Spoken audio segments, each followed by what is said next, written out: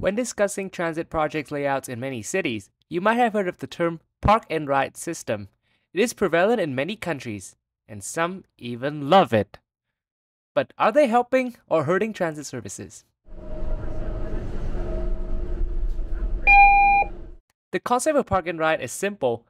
You drive to a parking lot or garage next to a bus station or train station, and then you take transit to the central core where parking is limited or expensive. This concept is most often used by workers who work in core neighborhoods of the city and live in the suburbs or outside of the city.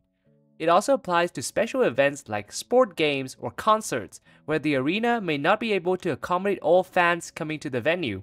To answer the question in the beginning of the video, we have to consider a few factors: the location of the park and ride station, the design of the station, the usage of the station at different times of the week and day, and the land use surrounding that station. Park and ride can hurt transit services if its goal is to purely accommodate car users and not transit users. We have seen a lot of systems like this, where every station is a park and ride station, no matter if they are out of the city or within the city limit. The land use around all the stations are prioritized for parking lots, taking away valuable spaces for other activities like commercial, residential, or office. Sure, it does help some hundreds of people take transit and back, but this number is fixed due to the maximum number of cars that a parking lot can accommodate. And once all these cars leave the parking lot, the station will be in the middle of nowhere, an empty wasteland with nothing that can help generate transit trips. This is the case for parking lots that mostly accommodate 9 to 5 office workers. They drive to the parking lot, park their car on weekday mornings, and then take the train or bus to downtown, then take transit back to their cars in the evening and drive home, totally ignoring weekend services. Meanwhile, a condo building with offices, schools, and shops can generate trips at all times of the day and does not waste the land on just impervious piles of concrete that restricts the lives of other animals and contributes to urban floods and pollution. When every station is a park and ride station, it signifies that the transit services need the car users to survive, while forgetting about the actual transit users who rely on it. In a sense, it is a form of segregation and still forces people to drive to it for the most convenient way of using the service. It is mind-boggling to see park and ride system are promoted as reducing greenhouse gases in the downtown core, but those greenhouse gases are still emitted from the cars driving to the parking lots. Those soulless parking lots and garages also restrict spaces for green spaces, community buildings, and public spaces for community activities, which is already a problem in cities. Parking lots cost a lot to maintain, on top of the stolen potential good use of land. And if transit agencies offer these park and ride services with free parking, then they are punching themselves in the face, trying to attract ridership by implementing car-centric designs with an almost irrecoverable revenue loss, and also punching their frequent transit riders who rely on them. A parking lot with 50 spaces costs around $50,000 to $200,000 to build, and another $500 per year for maintenance, and surely the parking payment it receives can never recover this exorbitant cost. And don't even get me started on parking garages, which are notoriously more expensive. Regarding the land use, I don't think I have to do a simulation for this example, but think of it this way. If a bus terminal is surrounded by a parking lot that can accommodate about 800 cars with nothing else surrounding it, 800 transit trips can be generated from this terminal after 800 cars have driven to it, not counting transfers. Meanwhile, a condo complex with 200 residential units and 20 commercial and office units can generate the same amount of trips, yet take up equal or fewer spaces, and the use of the land is for productive purposes like dwelling, trading, educating, which stimulates social security and economic development. Parking lots of park and ride transit stations can also create a giant gap between the terminal and the streets, or between the bus terminal and the train station, adding more challenges for riders and potential accessibility issues. And this is a deadly friction to introduce new riders to the system. And of course, the people who have to rely on them will have to keep relying on this inaccessible, ugly design. Park and ride has another major flaw. Its ridership tend to flunk outside of the peak hours or work hours of the people that it is serving. Since the demographic of park and ride transit riders are workers in downtown core, the highest ridership hours are the hours that these workers leave for work and come home after their workday. The vast difference between on and off peak hours ridership can risk having deadheading buses with little to no passengers on it during off-peak and evening time. Eventually, this led to transit agencies having to pick between rush hour only or conventional buses so that everybody has the access to the service.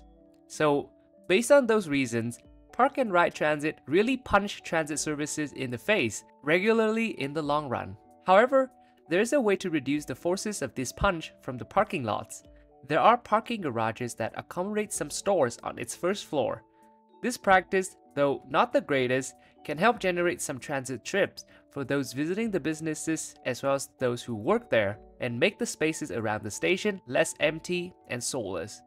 Parking garages are expensive, but if they can be mixed with some first floor commercial services like this, then it can still help recoup some of the lost revenues via the leasing fees. Another way park and ride is okay is when they are not the #1 priority of a station. This means that the station is surrounded by some parking and some other uses like housing, schools, or offices. This way, the transit station serves both the people in those buildings and the park and ride transit users. With designs prioritizing productive urban places, the station will be well utilized at all times of the day. In some cases, transit agencies can even go above and beyond with this by being a stakeholder of a development project to collect more revenues and allowing public parking for park and ride within the developed buildings. But I think that should be a topic of another video. In terms of design, park and ride is acceptable if there is a seamless connection between modes of public transit serving the station, as well as a separate and direct path for pedestrians that has no to minimal interference with the car's pathways. In my video about the Edmonton Valley Line, I talked about Davies Station, a park and ride station that has transit stops right at the bottom of the train platform and pedestrian pathways that does not interfere much with the route of car traffic. This is where park and ride transit can work, as the walking path from the station has connection and transit riders don't have to walk between empty spaces for connection. However, the separated pedestrian path might be totally useless if it does not follow the shortest and quickest route for pedestrians, because they will always pick the most convenient route for them. Park and ride can work if the infrastructure accommodates other modes of transportation to the transit station. For example, bike parking or even cargo bike. We've seen the Netherlands as the prime example for this, where they built parking stations for bike at most trains and bus stations. Increasing the mode shares of vehicles coming to the train and bus station will also decenter park and ride services that only accommodates automobile, but that should go together with building the infrastructures for those modes, like bike lanes or better sidewalks, but that topic deserves another video one day. Let me warn you before I go into my last point. It should be taken with a grain of salt, as it only works in some cases and local contexts will vary. There are a lot of commercial areas with lots of parking spaces, and have you noticed that the least utilized ones are always the closest to the roadway? Incidentally, these are where the bus stops are often placed, which I will have another whole video about it. So if the space does not allow for converting the parking spaces into actual buildings, reserving them for park and ride can make sense in some ways. I know the malls will hate this, but transit agencies can work with these commercial buildings to reserve those parking spaces closest to the bus stop for park and ride. They can also charge the park and ride transit users with a pass associated to their license plates for revenues. However, this is just a temporary solution, and its doability will strictly vary on the local context and the availability of infrastructure. So, in the end, is park and ride hurting or helping transit services? The answer is, it depends. It should not be the primary goal of a transit system, but it can help in certain areas like the edges of the cities or a rural region where running shuttle services or on-demand services is expensive. Park and ride is the piece of puzzle of transit, but it should not be a big piece, as transit agencies will benefit off from combining them with other meaningful uses of land. And what about you? Do you think park and ride transit is working in your municipality? Let me know. I'd like to thank all my supporters who supported me via my Buy Me a Coffee page. If you'd like to see your names at the end of the video, check out the donation links in the bio. I appreciate any amount that you chip in, as making these videos require a lot of efforts, research, and also money for articles and books. But you helped maintain my motivation. See you in the next videos.